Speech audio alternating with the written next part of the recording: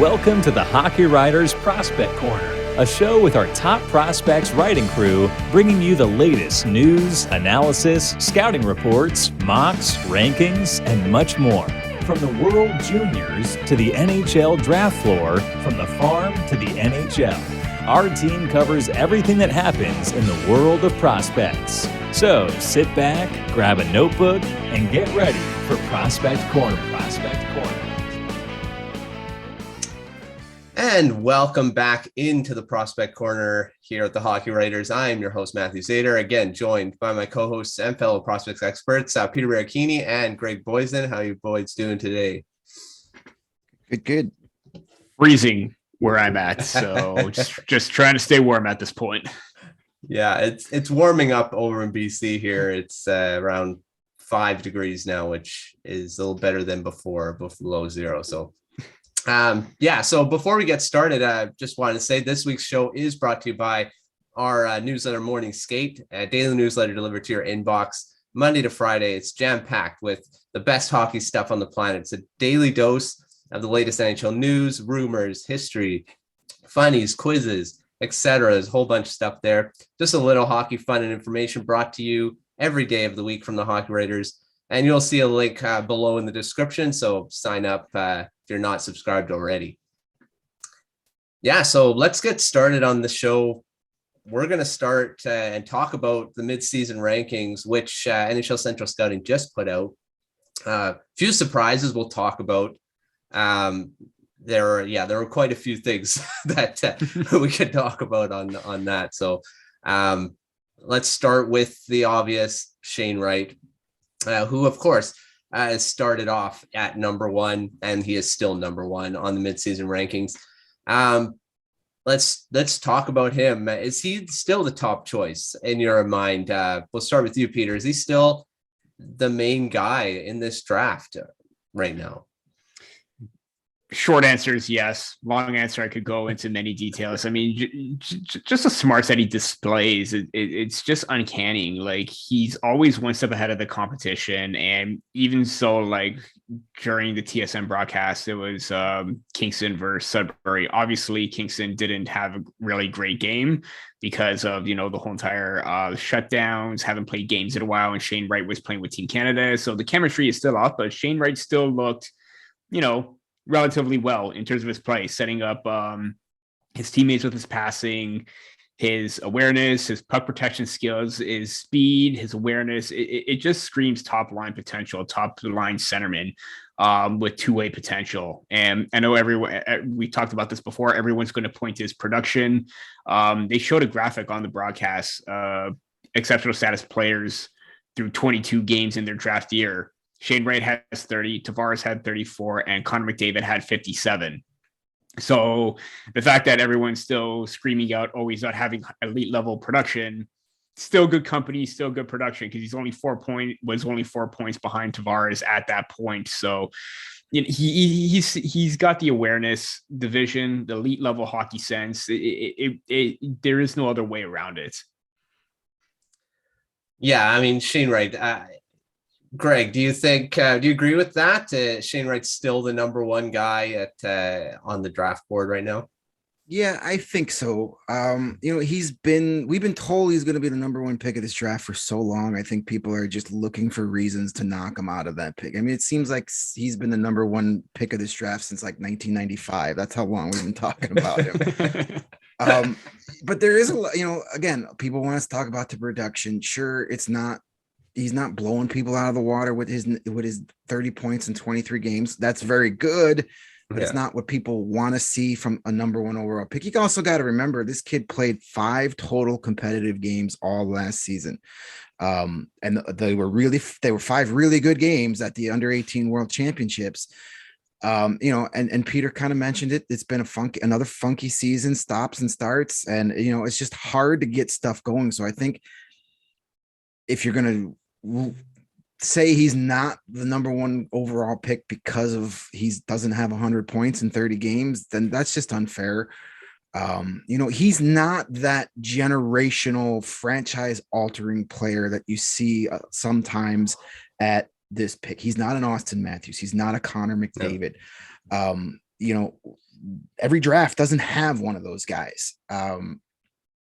While he's capable of doing those highlight reel type plays, that's not his focal point of his game. He's a very smart, detail oriented player. As Peter said, he focuses on the little things of the games. Now, while that might not get you out of your seat and get you excited and get the guys at TSN and ESPN in the highlight room ready to go, that's how you win hockey games, though, is when you get a guy playing the middle that knows what he's doing and is very smart and can make the passes and has a great shot.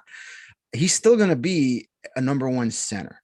He's not going to be, he's not going to be a game changer as far as like guys that, are on the Mount Rushmore of hockey. So if that's what you're looking for, that guy doesn't exist in this draft, but he's still the best player. Yes, he's got flaws to his game. Yes, he needs to make improvements.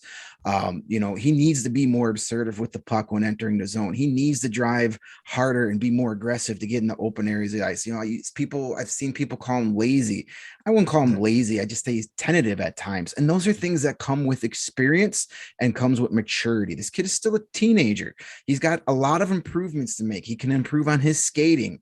But those are all things that can be improved through playing more and the right coaching. These aren't things where you look at him and go, oh my God, that can't be fixed.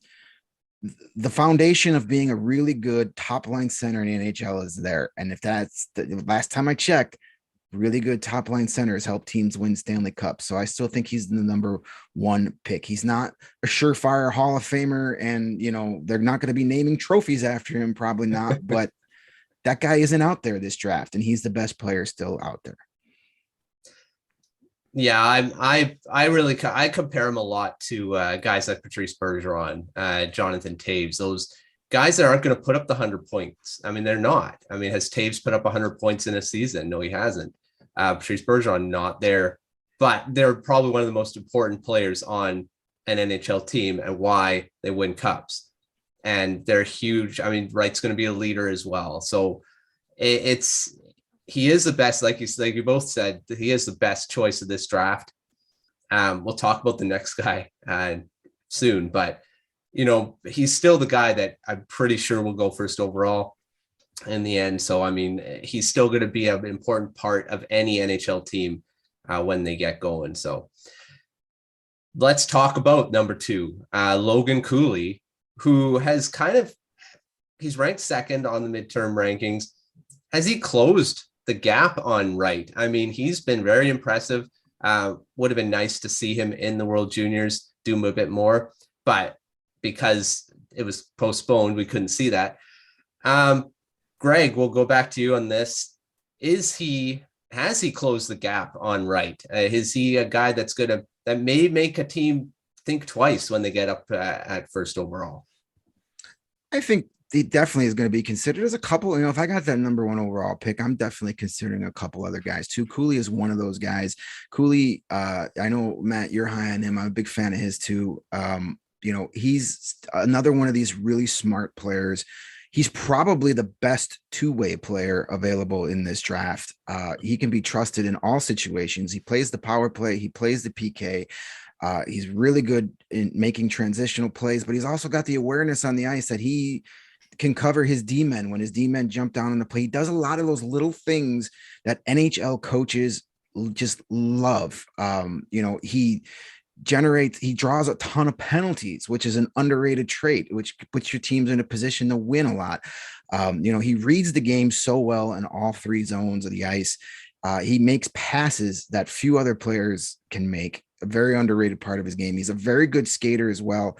When you get into the minutia of the deep dives of the scouting reports, a lot of people say that, technically he can improve skating wise, which again can be fixed with coaching, but he's definitely already has a NHL level speed and acceleration.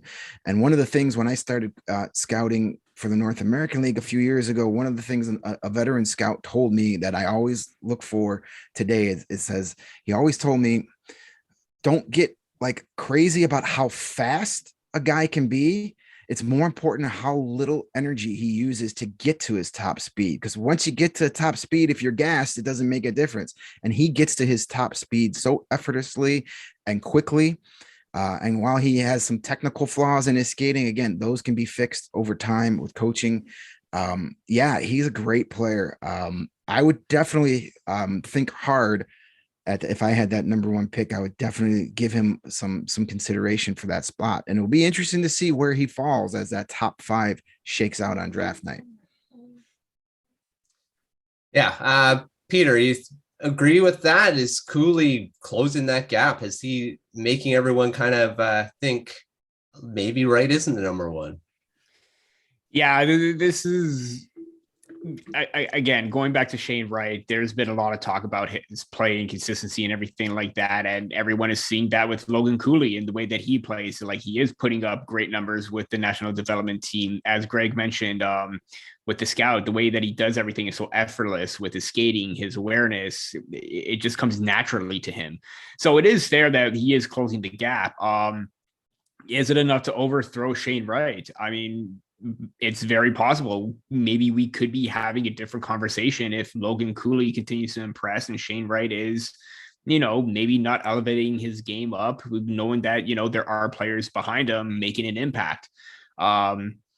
I mean, it kind of contradicts of what we said about Shane Wright before, but at the same time, it like things happen during the draft. Anything can change instantly, and the rankings change no matter what.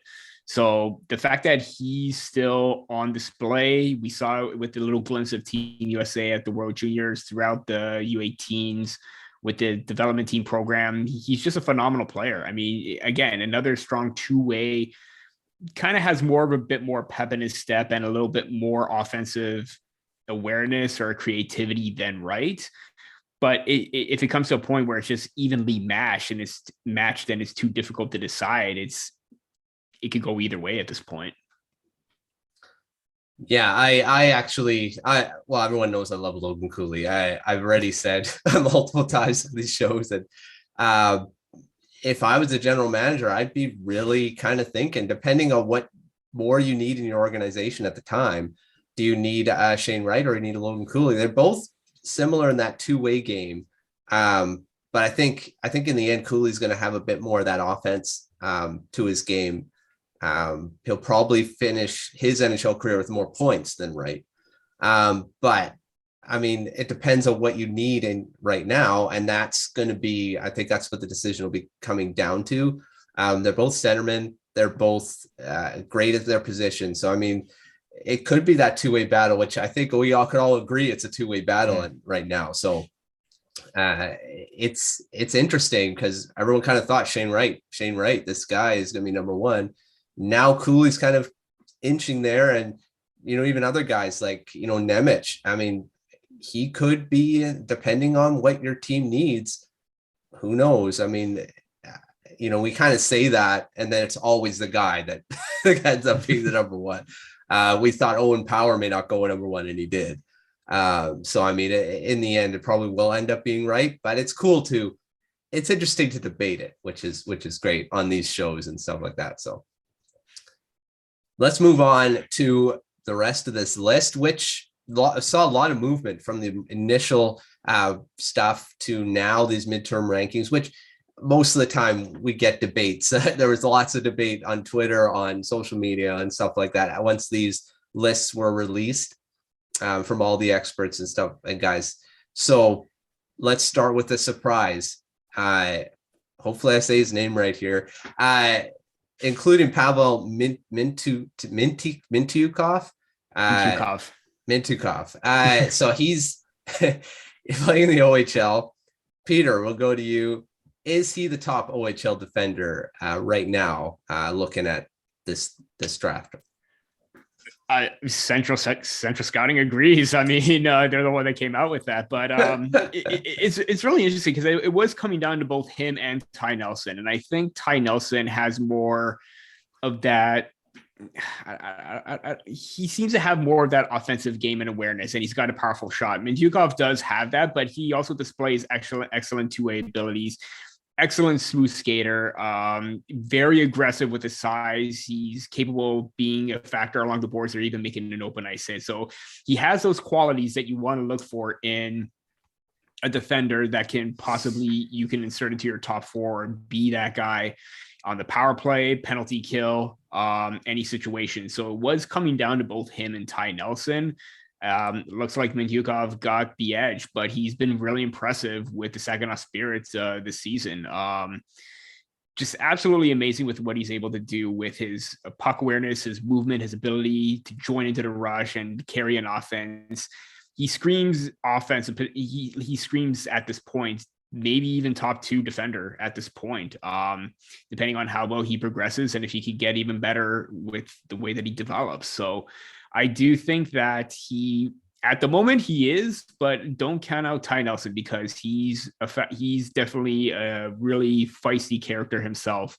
And I get a lot of Torrey Krug vibes from him whenever I see him play. So Mintyukov at the moment, but keep an eye out for Ty Nelson as well. And jumping over from one player that has, made an impact to one who was supposed to be a potential number 2 to one that has lost a bit of his touch and his way to now finding his confidence and jumping back into the conversation. It did look like the World Juniors helped out Brad Lambert as he's 5th among European skaters. Matt, did this help him? Has he regained his confidence, and can he even push his way back into the top 2 and even dethrone Joachim Kemmel, who is now the top ranked European skater? Well, he didn't, at the World Juniors, he did himself a lot of favors. I mean, that was what we said he had to do, even though it was not very many games, but he got off to a great start and it looked like he was going to just keep rolling, which is great for him as the guy that we've talked about in the past of being, he's kind of fallen off those rankings. And like you said, he was that number 2. I mean, that's no argument. He was a number 2 guy that could have potentially even pushed his way into that number 1. We were talking about that. And he was so impressive in that World Juniors in the past last year. And he's, it's great that he did show something, and the scouts took notice. I mean, NHL Central Scouting, they pushed him up to that number 5. And yeah, to your question about could he go into that number, that upper echelon again, anything can happen. I mean, if he can bounce back and actually, put a lot of points up in his junior league again, or not the junior league, but, the Liga again, and kind of match what Kemmel, I mean, he could, but Kemmel's just so impressive as well. And, depending on what Finland does in the Olympics here, who knows, Lambert or Kemmel could be named to those rosters. I mean, they're going to need players. And as we saw with USA, they're taking these young guys, these draft eligibles, young prospects. So you never know what can happen, what Finland thinks, whether they're going to go more veteran guys from their league, who knows. But I think Lambert has a big chance, even if he doesn't go to the Olympics, to really, push his way back into that conversation, because he's a talented player. I mean, you're looking at the skills he showed in that World Juniors and the maturity that he showed too. So he's a very impressive prospect. So we'll keep an eye out for him. That's for sure. Yeah. So let's move on to another couple guys that in the USHL, which is your forte, Greg, Cutter Gauthier. He's vaulted himself into that 6th spot amongst North American skaters. And Adam Ingram is a top USHL skater as well. What's led to their rise on the rankings? I mean, they both weren't rated as that high. They've kind of jumped up in this rankings. What do you think? Well, they're both scoring a ton of goals, and they both have some size. We keep NHL scouts and GMs still love their size, even though the game has evolved and you don't have to be 6'4", 6'5" to be a star anymore. But that old school mentality, when you see a big kid that can score, you write his name down. That's for sure. Gauthier, I remember seeing him. I actually had to check some of my old scouting notes from a few years ago, but I got to see him play at a showcase here for the U16 CompuWare team out of Michigan, and he stood out there. I actually had some notes on him from way back in 2019. He's got a really good deadly wrist shot. He's dangerous on the ice with that. He plays a solid physical game. He's very strong off the puck. I wouldn't put him as a complete two-way player just yet, but he has a very well-rounded game. I definitely see him. I definitely see him projecting as a top 9 scoring winger. As I said, he's got the size. He's 6'3", almost 200 pounds already. So those are things that definitely have the scouts looking. Ingram is another bigger kid, over 6'2". He's kind of that old school power forward. He likes playing that physical game. He likes getting to the front of that. He does have a really good shot as well. He's a decent skater. He's kind of a one-dimensional player, though. Something that kind of, is I want to say a red flag, but something that definitely makes me a little cautious. He's got 16 goals, 35 points in 26 games for the I'm drawing a blank. The Phantoms. Sorry. It's still early for me. But a lot of his points have come on the power play. So I always get a little weary of guys who seem to just only score on the power play. I'd like to see a little more 5-on-5 production out of him. But again, you can't coach size and you can't coach toughness. These guys have that. And, that's a big reason why they've come up the ranks. In the USHL, we've talked about it before. It's really starting to become a league that the NHL is really getting a lot of great players. Before it was the CHL, occasionally a college guy. Then you get your European players. But now the last couple of years, USHL has really become a good pipeline to the NHL. So that hasn't hurt them either. The reputation of the league definitely is helping them move up the boards too. And Matt, I will ask you the final question of our topic. We'll head back to the blue line and Europe. David Jiricek, even with his recent injury he suffered at the World Juniors, he is ranked ahead of Simon Nemec as the best European defender. Does that surprise you? Is this a debate, or is it Nemec all the way? What do you think, Matthew? It was surprising to see that, because we've talked about Nemec being that top guy, and now he's, according to Central Scouting, he's not. But Jiricek's a talented player too, and you're looking at what he could do. It was, again, unfortunately, got injured, but he was going to be a guy that you would watch during that World Juniors as well. They're both great defensemen. I mean, they got great potential in the, when they make it to the NHL. They're both mobile. They both have that hockey IQ that everyone kind of craves on the blue line. I think it's a debate. I mean, I still rank Nemec higher than Jiricek, but I think they're both going to be drafted in that top 10. Nemec, I think, is going to be drafted a little higher, but in the end, I think there's going to be that push and pull type. If you thinking about who you're going to draft, if you're looking at those two when you get up under the podium and you're like, you're between those two guys, I think there is going to be debate in a lot of GM's minds.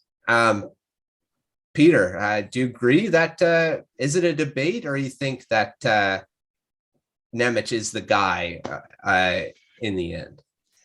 Well, kind of like you, how much of a big fan I am of Simon Nemec. That has nothing to do with me being part Slovak and all, but a little bit of bias there. But just overall, his play, his confidence, his poise, the way he's able to move the puck up and, have the defensive awareness to break plays up. I think that's, to me, is what sticks out more for Nemec than Jiricek. Jiricek plays a more heavily offensive game, activating and jumping into the rush quite a bit. Can get caught in terms of pinches, and that may lead to odd man rushes going the other way. But for me, Nemec is the solid, more all around player in my view. And I know production isn't everything when it comes to the defenseman, because it's most likely just consistency. But he's got 17 assists in 26 games at the senior level with HK Nitra. And then David Jiricek, again, still impressive points, 11 points in 29 games. But again, his injury, I think it's going to be quite a bit of a sticking point next time rankings come around, because he's still viewed as a top 10 talent, no doubt about that. But, to be in that top echelon kind of thing, maybe it's going to hamper him, because maybe he comes back and he gets back to the way he played before, or maybe he struggles for the first few games, or maybe it just doesn't quite work out. We've seen how many times their players had promise, similar to that of Timothy Liljegren, who was going in top 2, top ranked, and then fell down in the rankings. Is that going to be the same for David Jiricek? I don't know, because it is, I believe he had an ACL or MCL surgery on his leg, and that was more severe than we had initially thought. And that's going to take some time to come back and get his legs going. So obviously a great topic point, a great discussion to have. I still think Nemec is the top D man based on the overall consistency of both defensive and offensive side of the game. But Jiricek is right up there, and he was going to be my number 2 defenseman no matter what. Yeah, I just said my piece. So, Greg, what do you think? Do you think this is a debate, or is it Nemec? I think it would have been more of a debate had Jiricek not got injured. You never want to see that. You never want to see a guy slide because of something that's out of his control. Listen, they're both extremely talented players. You'd be lucky to have either one of them on your list. I'm a little confused with Nemec, not only as just the second defenseman on that list, but 6th overall. That's yes. I would have had him. Hell, I would have had him 1 or 2 on that list, So, listen, if you get either one of these guys on your team and the build going in the future, going forward, I think you're in good shape. Nemec, I think, is the best defenseman period in this draft. Regardless of what, North America, Europe, Mars, doesn't matter. He's the best defenseman in the draft.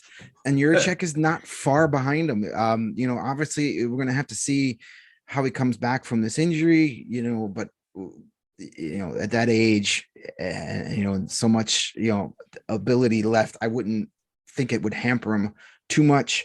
I would definitely not move him much further down my board, because of it. It could be a fun thing going forward, as we watch these guys' careers, to see, who ends up having the better career. I think they're both great players, and would love to see either one of them playing for my favorite team. Yeah, I definitely agree with that. So that's going to be an interesting discussion as we move forward here. So before we move on here, again, don't forget to sign up for that Hockey Writers Morning Skate at morningskate.io. You don't miss the best hockey newsletter on the planet, delivered every weekday at 8 a.m. sharp. You're the first to know what's happening in the world of hockey. So yeah, sign up for Morning Skate. Let's go move on to the names that are outside that top 10. And this will be like a roundtable. We'll talk this out here.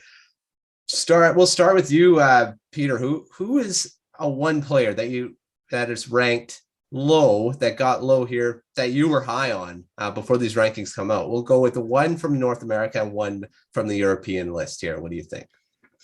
Yeah, I was really shocked to see Frank Nazar at 17. And this is a player that's, the way that he plays, the way that he moves his hands, he has high-end offensive abilities and awareness to just jump into the rush and just deke around defenders and just make everyone look foolish. I was surprised that he was at 17. I probably would have had him as maybe into that top 10 of North American skaters. Really thought that he's really progressed really well. And just his overall production has just been top notch for the U18 national development team. And for the European skaters, one that deserves to be higher. And again, I'm just going to keep this brief, is Simon Nemec, and just go back to what we talked about with Simon Nemec. Yeah. Greg, who you got? One North America, one Europe that you that's low, but you were really high on. Again, North America, I got to echo Peter. Frank Nazar, I was surprised he was as low as he is. I'm a big fan of his. Another one of these U.S. development kids that are making a name for himself. He's versatile forward, very good speed and offensive skill. He's got a very quick release on his shot. Yeah, he needs to add some size, but you can probably say that just about almost everybody in this draft class at this age. So I was surprised he was outside the top 10, to be honest with you. On a North American side, a guy that I was kind of surprised was as low as he was. We're going to go back to Slovakia. Filip Mazar. I thought, he's at 15 North American skaters, or I'm sorry, European skaters. I thought he would have been closer to that top 10 range. He's another highly skilled winger, very creative with the puck. And he works very hard without the puck as well. He's in his second year playing in Slovakia's top pro league. He needs to make some improvements. Specifically, he needs to be better when he's playing in traffic. But he definitely could be a top 6 NHL forward. I think he should have been a little higher on that ranking. Yeah. For me, I think that's a great point for Nazar there. But I'm looking at a guy like Ty Nelson. I actually was surprised he's 25th. I mean, we were talking about him earlier. I think he should have been closer to that 20 range, maybe. But defensemen are interesting in these drafts of where they kind of fall sometimes. But I think he should have been a little higher. On the European side, Kaleo Delius was a guy that I thought was a little bit low, maybe on the rankings there. He was, what is he ranked? 13th. I think maybe closer to that. I don't know. Maybe it's nitpicking here. I think he should have been closer to top 10, even though it's only a couple spots. But when my rankings, though, you'll see where I think he should have been. So, I mean, I think he's a lot more, but these rankings are they're interesting to talk about. But in the end, it depends what the NHL teams think. Right. So, but yeah, those are the two names that I kind of stuck out to me. Let's go to the other side and look at who's ranked high, but this should be lower on this list. Again, one North American, one European. We'll start with you, Greg, on this one. America, there's a couple of guys again. I don't want to say that I'm going to preface this by saying I don't think these players are bad. I just slightly, just because you're overrated doesn't mean you're bad. It was kind of tough to me. It was between maybe Connor Geekie at 4 and Jimmy Snuggerud at 8. I'll go with Snuggerud. I don't know if he's a top 10 player in North America. I think he's kind of outside looking in. There's a couple other guys on that development team I'd put ahead of him. We just talked about Nazar. I would even put Isaac Howard ahead of Snuggerud right now. Again, not a bad player. He's that name brings a lot from Minnesota. That family has produced a lot of good players over the years. I still think he's probably a late first round pick. I just don't know if I'd have him in my top 10 in North America and European. It's a name that I've kind of said before that I'm just not as high on as others, and that's Danila Yurov from Russia. They got him 3rd. I think that's too high. They have him ahead of both of the defensemen we've already talked about. They have him ahead of Brad Lambert. I'm not so sure about that. I don't even think he's the best Russian player in this draft. I think Ivan Miroshnichenko is I would take him over Yurov. That's just my opinion. Again, I don't think Yurov is a bad player. I'm not buying into the hype that he's the 3rd best European skater. I think he should be lower. Top 10 for sure. I think him and Miroshnichenko maybe, should swap as far as who is the best Russian prospect. Peter, Who you got? 2 players, one from the North American side, one from the European side.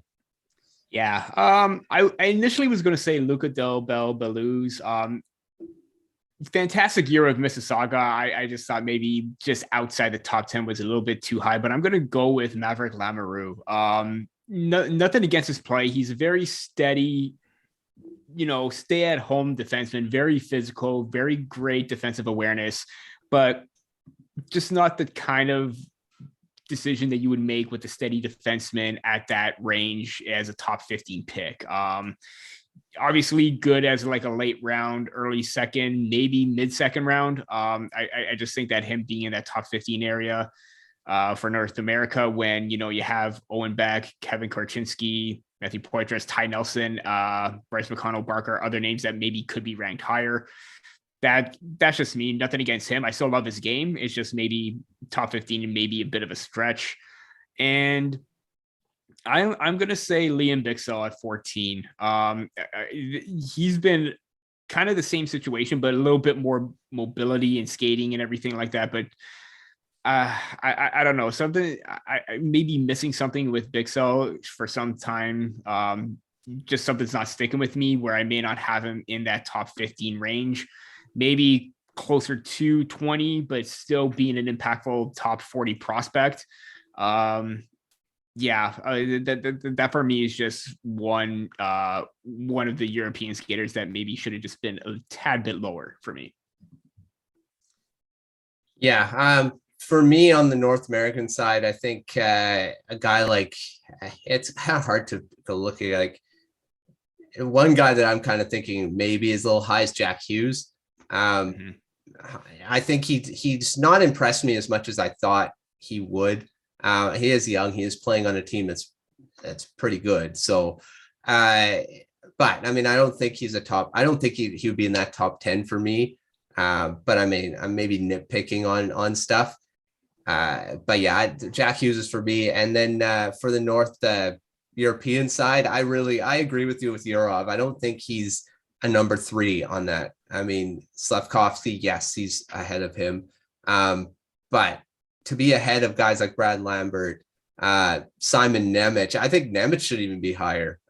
He should be over Yurov. So, I mean, Yurov is a talented player, but I think he's a little bit high on the rankings for me. But I mean, these rankings are a little, it depends on who's looking at it. This is all opinion, right? So, but yeah, I agree with that pick. To finish off this discussion, let's talk about just one player that surprising that he's not even on around this list very much. Peter, we'll start with you. Who are you surprised you this year that deserves to be on this list somewhere? I mentioned him briefly, and I'm going to say Owen Beck. He was one of many promising players that was supposed to play in OHL last year. Didn't quite make it because, the whole league shut down, but he's looked really impressive this season. I believe he has 29 points in 30 or 31 games already as a rookie. And I believe he leads that category in the OHL, and just fantastic situational awareness with him. He's a great off the sense puck awareness, very active offensively. He's got a great shot, great passing awareness. To have him at that, 19 or 19th overall, maybe again, like I said, he should have probably been a little bit higher up because he's been one player that's been catching my eye, moving up my rankings board throughout the season and when it's even started. So he deserves that top 20 recognition, and maybe next time around he could probably be in that top 15 if he continues to produce the way that he has. Yeah, I've liked Owen Beck's game as well. Greg, who you got that surprised you that should be, this rankings of where they should be? I'm going to go with another one of the U.S. national development players, and a kid that I really a big fan of, and that's defenseman Lane Hudson, who came in at 31st, which I think is fair. I was kind of worried that he'd be way lower on the list because of something that's out of his control. He's 5'8", defenseman. That's not ideal. But he's a really good player. He reminds me a lot of one of my favorite defenseman that I enjoy watching in my covering the AHL, and that's Joe Hicketts, who was a Red Wings prospect for years. He's now with the Iowa Wild, but he's a guy that, man, if he was just 3 inches taller, would be in the NHL for the last 3 years, but doesn't let it get him down, doesn't change the way he plays. I see a lot of that in Hudson, and I think Hudson, if teams just give him that chance. As I said, 5'8" for a defenseman, definitely not what you're looking for. But I like that the scouting, they have him ranked 31st in North American skaters. And that's fair based on how he plays without looking at the height and weight. So hopefully he can figure out how to get stronger and leverage his body better. And, you know, again, those are things that comes with coaching that he can improve on. He can't improve on his height unless he has a crazy growth spurt here. But I was pleasantly surprised to see him where he was, because I think he deserves to be in that first group, you know, third mid round, you know, second, third round draft pick. I think that's fair. Yeah, I love Lane Hudson as well. I mean, I like the undersized guys that just keep going and, you know, push their way into the league. It doesn't matter what their size is. And what's great is size doesn't matter as much as it used to. And a lot of these smaller defensemen, smaller forwards are making it. And, you know, that's great to see, because I'm an undersized person too. So that's why, and not height, but more other ways. So, mine is Matthew Semenov. I'm surprised where he was ranked 50th on the North American rankings. I think should be higher, but he surprised me this year of how he's played. And it was great to see him in that top 50, but I think he should be maybe closer to 40, that early second round, rather than a little bit of the mid. But again, I had him as a prospect of the week a couple of weeks ago, and let's go back to see what I said about him. His, you know, work ethic, two-way game is what impresses me a lot with him. And I think it's great to see him in that top 50 in that second round discussion. So we'll see where he actually goes, but I love those guys. They're the work ethic character guys that, you know, may not play that top line role, but be that, you know, character utility guy that you need to win in this league. So Semenov for that, for me. So let's move on to our final segment of the show, as we always do at our prospects of the week. And let's start with you, Greg. Who do you got for your prospect of the week? I am going to go with, excuse me, I believe a second time I'm picking this guy as my prospect of the week, and that's Wyatt Johnston of the Windsor Spitfires. First round pick of the Dallas Stars this past year, already has his entry-level contract signed. He's been on fire. He's got 3 assists in each of his last 3 games, including 2 goals. So 11 points in 3 games. You know, heading into the weekend, you know, he's tied for second in OHL scoring. He's got 54 points, 20 goals, 34 points, or 34 assists in 29 games. Almost 2 points a game at this point. Great pick by the Stars late in that first round. He's just having a great season up there. And I think, you know, for a team like the Stars, when you look at their current NHL roster, they're getting a little long in the tooth. Guys like, you know, Jamie Benn and Joel Pavelski and Tyler Seguin, they're not going to be around forever. And they need to have young, exciting offensive players coming up. And Johnston is one of those guys that Stars fans should be excited about. Yeah, there's another guy that I like, and he's been doing well this year. Peter, who you got for your prospects of the week? Yeah, hate to do this, but I'm going to the Toronto Maple Leaf system, and I'm picking Ty Voigt, 5th round pick in 2021, player that probably could have been in a late 3rd, early to mid 4th had he played a full OHL season. But his last game he played, he had 5 assists. That in itself is impressive, but all of them were primary. And that to me just stands out about how great his playmaking ability is, how he's able to locate his teammates, be an offensive catalyst, and the one that the play goes through every single time.